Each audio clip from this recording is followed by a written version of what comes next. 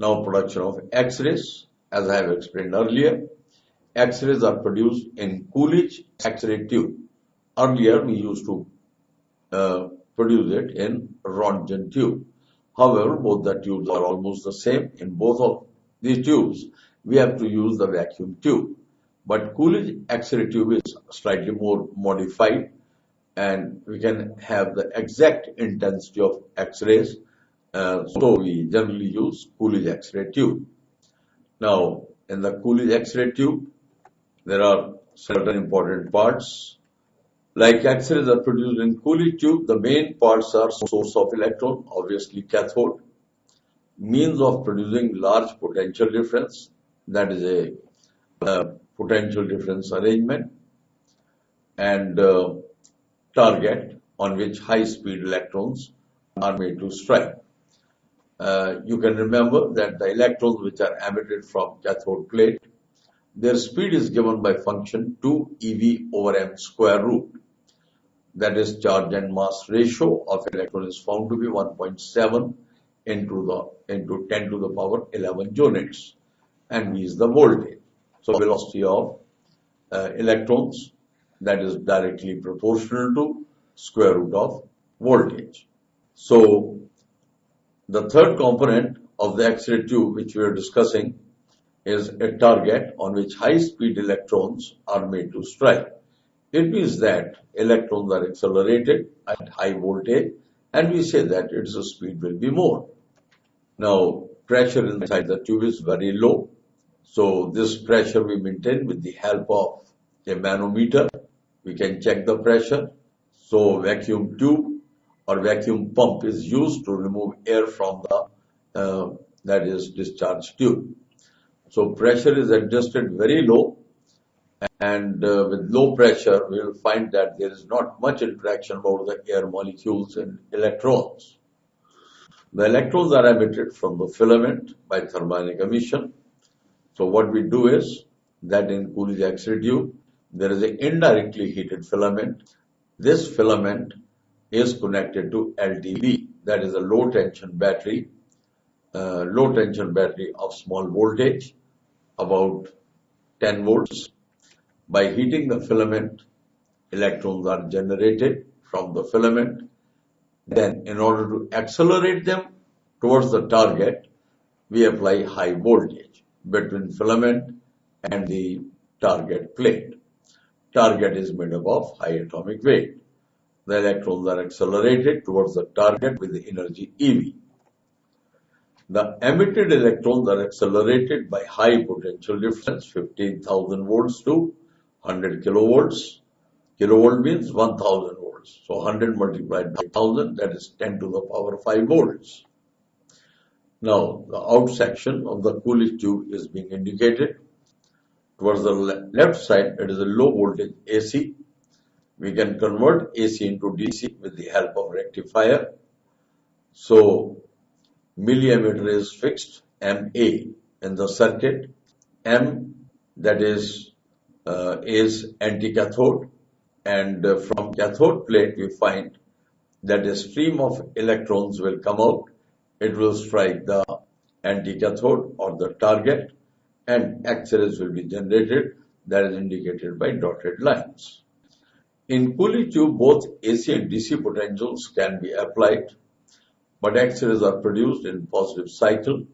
That is, positive half cycle is just for, we can say, positive half cycle, that will be for 1 over 100 seconds, and polarity of the cathode will change after every 1 over 100 seconds if we are using alternating current potential.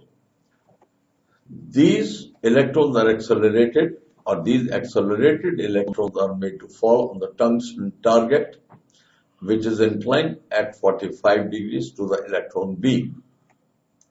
Now, we are finding in the figure that is target is inclined at 45 degrees. It is striking the anti-cathode and X-rays are generated. Characteristics of target. Now, what are the main points regarding the target? That is, target must have high atomic number, to produce hard X-rays. High melting point to withstand the high temperature produced during the collision. So melting point is high if we use high atomic number element or high atomic weight element. High thermal conductivity to remove the heat produced. Now, another characteristic is that we use the material in the form of target as tantalum, the platinum, the molybdenum, and the tungsten. They are serving as target materials. When high accelerated electrons fall on the target, they suffer deceleration, producing X-rays in the form of electromagnetic waves. Basically, in this phenomena, when electrons strike the target atoms, the atoms gets excited. That is, electrons jump in the target atoms from lower to higher permitted shell. And when they jump from higher to lower permitted shell, the energy difference is radiated in the form of electromagnetic waves. And they are coming in the form of X-rays. Invisible radiations, however, they are detected with the help of fluorescent and the amount of heat produced. Only 0.2% to 1% incident electron energy is used to produce X-rays. The remaining energy is converted to heat. So when we say that remaining energy is converted to heat, it means that target must be made up of high atomic number or high atomic weight so that there must not be any deformation in the target. A suitable cooling arrangement is necessary to remove the heat. The intensity of X-rays depend on the number of electrons emitted by filament, which depends upon the filament current. Therefore, the intensity of X-rays depend upon the filament current. Larger the intensity of electrons falling on the target, larger will be the number of photons emitted from the target. That is what the meaning of intensity. Intensity is always related to a particular number. The process of X-ray emission is inverse of photoelectric emission. Normally, the rule is in photoelectric emission, photons with high frequency strike the plate and electrons are given out. But in X-ray formation, the target, that is the cathode, will generate X-rays. X-rays will hit the target, and we find that photons are generated or electromagnetic radiations are generated in the form of X-rays. So the process of X-ray emission is inverse of photoelectric emission. The quality or penetration power of X-rays depends upon the energy of X-ray photons, that is E is equal to h nu, which is proportional to the kinetic energy of emitted electron.